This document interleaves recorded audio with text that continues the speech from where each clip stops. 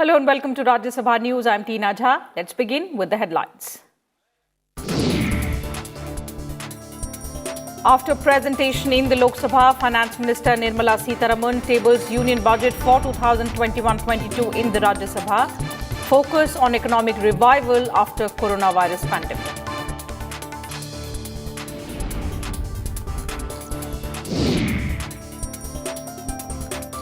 Budget outlines 6 pillars of the economy. Finance Minister lays stress on health and well-being, physical and financial capital and infrastructure, inclusive development for aspirational India, and reinvigorating human capital.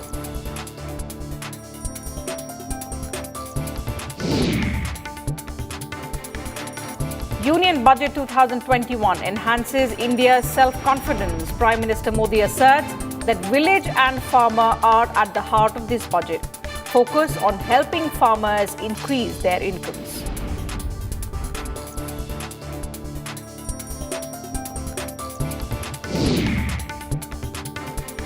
After being presented in the Lok Sabha, the Union Budget 2021-22 was tabled in the upper house, that is the Rajya Sabha. Finance Minister Nirmala Sitharaman laid a copy of the Union Budget on the table of the House.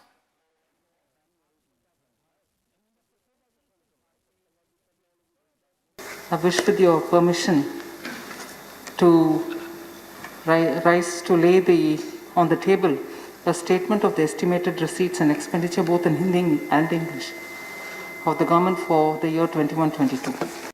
She also laid on the table a copy of the fiscal policy strategy statement. So, with your permission, I rise to lay on the table a copy, each in English and Hindi, of the following papers under Section 3(1) of the Fiscal Responsibility and Budget Management Act 2003. Medium-term fiscal policy, fiscal policy statement, and macroeconomic framework statement. Besides, the Finance Minister also laid some other important papers on the table of the House. So I rise to lay on the table, under Article 281 of the Constitution, a copy each in English and Hindi of the following papers. Report of the 15th Finance Commission for the year 21-22 to 25-26. Explanatory memorandum on the action taken on the recommendations contained in the report of the 15th Finance Commission. Now, after this, Chairman M. Venkaiah Naidu adjourned the House till 9 a.m. on the 2nd of February. The House is adjourned to meet at 9 a.m. Tuesday, 2nd February 2021. So, amid the COVID-19 pandemic, Finance Minister Nirmala Sitharaman increased the health budget by a massive 137% this year. For a holistic approach to health, the budget focused on strengthening 3 key areas: preventive, curative, and well-being. The Finance Minister, in fact, began her budget speech by acknowledging the frontline workers. Here's a report.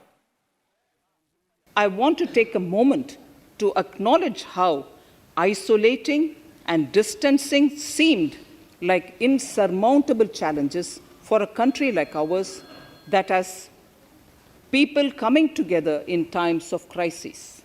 It hurts us in many ways. It hurt us in many ways. I bow my head in respect to every citizen for the endurance shown in facing what was an undeniably a tough year for all our physical and mental well-being. Finance Minister Nirmala Sitharaman started her budget speech by thanking frontline workers. With the fight against the COVID-19 pandemic reaching a decisive phase, the Finance Minister positioned health as one of the 6 crucial pillars of Atmanirbhar Bharat. Calling health and well-being the topmost priority of the government, Sitharaman proposed a budget outlay of 2,23,846 crore rupees for health, which marks an increase of 137% over the current fiscal. In addition to the National Health Mission, Sitharaman announced the Prime Minister Atmanirbhar Swasth Bharat Yojana with an outlay of about 64,180 crore rupees over 6 years. The scheme will develop capacities of primary, secondary and tertiary care health systems, strengthen current institutions and create new ones. The main interventions include support for 17,788 rural and 11,024 urban health centres and setting up integrated public health labs in all districts. The Finance Minister also proposed 35,000 crore rupees outlay for COVID-19 vaccines for the next fiscal and announced the rollout of pneumococcal vaccines across the country to prevent over 50,000 deaths annually. The pneumococcal vaccine, a made-in-India product, is presently limited to only 5 states. It will be rolled out across the country.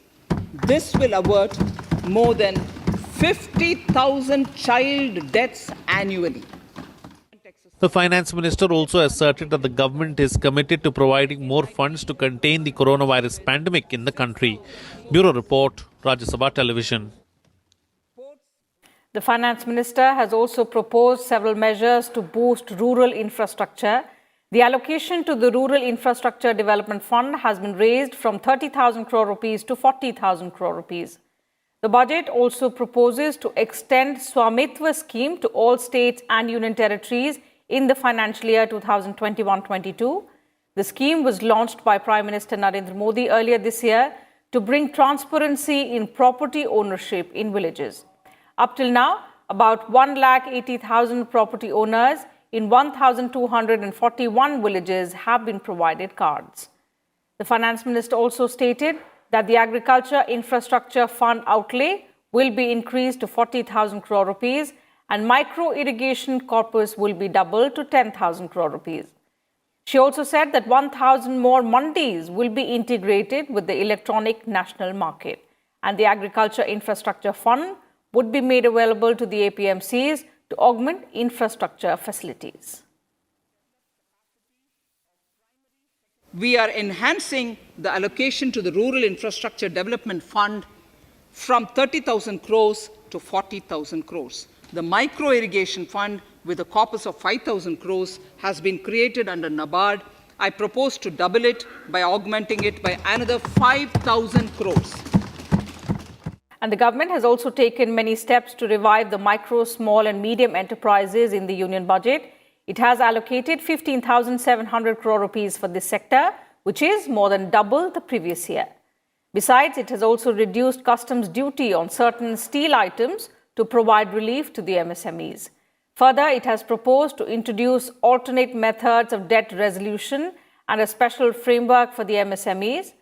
In her budget speech, the Finance Minister said, redefinition of MSMEs in the Atmanirbhar package has helped the sector.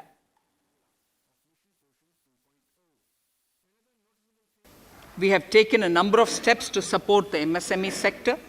In this budget, I have provided 15,700 crores to this sector, more than double of the last year's BE. And under the fourth pillar of reinvigorating human capital, the government announced following proposals. More than 15,000 schools will be qualitatively strengthened to include all components of the national education policy. A total of 100 new Sainik schools will be set up in partnership with NGOs, private schools and states. For accessible higher education in the Union Territory of Ladakh, the Finance Minister proposed to set up a central university in Leh. The Government of India will also create a formal umbrella structure for higher education institutes in 9 cities. The government has also set up a target of establishing 750 Eklavya model residential schools in tribal areas of the country and has also increased unit cost of each school. The Finance Minister also announced that there will be a collaborative training and inter-training program between India and Japan to facilitate the transfer of Japanese vocational and industrial skills, techniques and knowledge.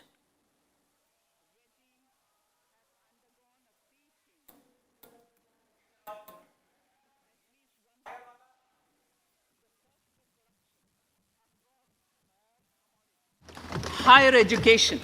In Budget 2019-20, I had mentioned about the setting up of a Higher Education Commission in India. We would be introducing the legislation this year to implement the same. It will be an umbrella body having 4 separate vehicles for standard setting, accreditation, regulation, and funding. Many of our cities have various institutions universities, and colleges supported by the Government of India. Hyderabad, for example, has about 40 major institutions. In 9 such cities, we will create a formal umbrella structure so that these institutions can have better synergy while also retaining their internal autonomy. A glue grant will be set aside for this purpose. For accessible higher education in Ladakh, I propose to set up a central university in Leh.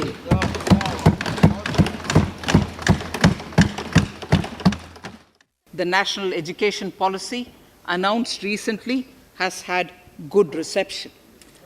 In school education, more than 15,000 schools will be qualitatively strengthened to include all components of the national education policy. They shall emerge as exemplar schools in their regions, hand-holding and mentoring other schools to achieve the ideals of policy. 100 new Sainik schools will be set up in partnership with NGOs, private schools, and states. We'll head into a short break here, but stay tuned for Rajya Sabha Samachar in Hindi.